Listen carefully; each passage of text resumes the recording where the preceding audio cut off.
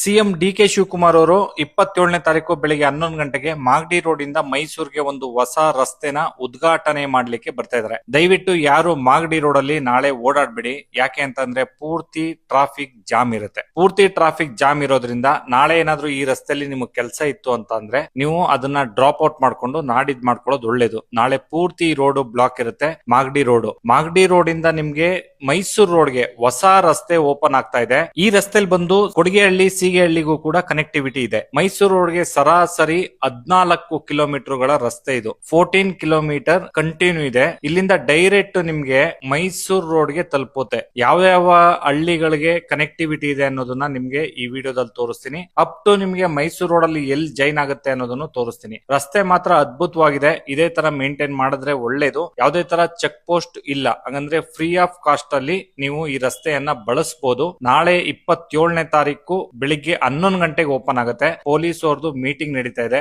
ನಾಳೆ ಸಿಎಂ ಅವ್ರು ಬರೋ ಕಾರಣ ಯಾರ್ಯಾರು ಎಲ್ಲೆಲ್ಲಿರ್ಬೇಕು, ಯಾವ ತರ ಡ್ಯೂಟಿ ಮಾಡ್ಬೇಕು ಅನ್ನೋದನ್ನ ಚರ್ಚೆ ಮಾಡ್ತಿದ್ದಾರೆ. ಮುಂದೆ ಬಂದ್ರೆ ಇದೇ ರಸ್ತೆಯಲ್ಲಿ ರಾಮಚಂದ್ರಕ್ಕೆ ಕನೆಕ್ಟ್ ಆಗುತ್ತೆ, ಸರ್ ಎಂ.ವಿ. ಲೇಔಟ್ ಗೆ ಕನೆಕ್ಟ್ ಆಗುತ್ತೆ, NPKL 8 and 9 ಬ್ಲಾಕ್ ಯು ಕನೆಕ್ಟ್ ಆಗುತ್ತೆ. ಮೈಸೂರು ರೋಡ್ ಜೈನ್ ಆಗೋರು ಸ್ಟ್ರೈಟ್ ಹೋಗ್ಬೋದು. ಮುಂದೆ ಬಂದ್ರೆ ಕೊಮ್ಮಘಟ್ಟಕ್ಕೆ ಲೆಫ್ಟ್ ಹಂಗೆ ಟರ್ನ್ ಆಗುತ್ತೆ. ಕೆಂಗೇರಿಗೆ ಹೋಗೋರು ಕೂಡ ಇಲ್ಲಿಂದ 5 ಕಿಲೋಮೀಟರ್ ಸಮೀಪದಲ್ಲಿ ಇರುತ್ತೆ. ಮೈಸೂರು ರೋಡ್ಗೆ ಜಾಯ್ನ್ ಆಗಬೇಕು ಅಂತ ಅಂದ್ರೆ 4.7 ಕಿಲೋಮೀಟರ್ ಇರುತ್ತೆ. ತಾವರೆಕೆರೆಗೆ 8 ಕಿಲೋಮೀಟರ್ ಆಗುತ್ತೆ. ಹಂಗೆ ಮಾಗಡಿಗೆ ಹೋಗೋರು 33 ಕಿಲೋಮೀಟರ್ ಇಲ್ಲಿಂದ ಪ್ರಯಾಣ ಮಾಡಬಹುದು. ಸಂಚಾರ ನಿಯಮಗಳನ್ನು ಪಾಲಿಸಿ ಸುರಕ್ಷಿತವಾಗಿ ಚಲಿಸಿ. ಕುಡಿದು ವಾಹನ ಚಲಿಸಬೇಡಿ, ಜೀವಂತವಾಗಿರಿ.